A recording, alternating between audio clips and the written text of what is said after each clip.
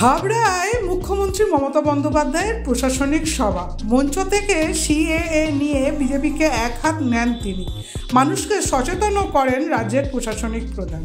ছলনা, বঞ্চনা, নাগরিক অধিকার কেড়ে নেবার চক্রান্ত চলছে। তার সম্বন্ধে একটা কথা বলি, ভালো করে কান দিয়ে শুনুন, কাজে লাগবে।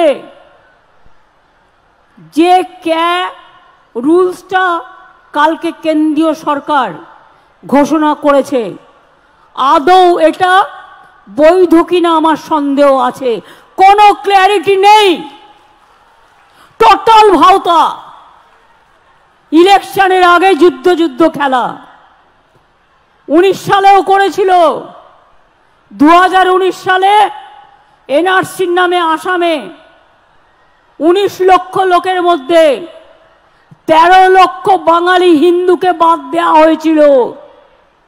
অনেক মানুষ দুঃখে আত্মহত্যা করেছিল। আজকে যে বিজেপির নেতারা বলছেন করে দিলাম, অধিকার দিয়ে দিলাম, এবার আমি আপনাদের কাছে কয়েকটা কোয়েশ্চেন করছি। তার মানে এখন যাদের দরখাস্ত করতে বলা হচ্ছে, তার মানে তারা যেই দরখাস্ত করবেন সঙ্গে সঙ্গে তারা নাগরিক থাকা সত্ত্বেও আপনারা বেআইনি অনুপ্রবেশকারী হয়ে যাবেন।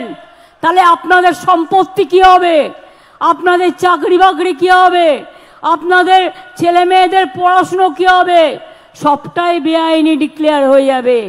আপনাদের কোনো অধিকার থাকবে না। যখন লুডো খেলি দেখেন তো, আমরা ছক্কা মারলে গুটি খোলে। এটা হচ্ছে বিজেপির লুডো খেলার ছক্কা।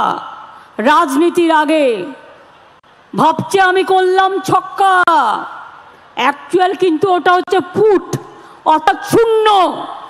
নিট রেজাল্ট হচ্ছে 0। শুধু তাই নয়, আপনারা যেই দরখাস্ত করবেন আপনাদের সব নাগরিকত্ব ক্যান্সেল করে দিয়ে, সব অধিকার ক্যান্সেল করে দিয়ে, এটা এনআরসির সাথে কানেক্টেড, মনে রাখবেন, আপনাদের ডিটেনশন ক্যাম্পে নিয়ে চলে যাওয়া হবে। এই দরখাস্ত করবার আগে বারবার ভাববেন, একবার নয় 1000 বার।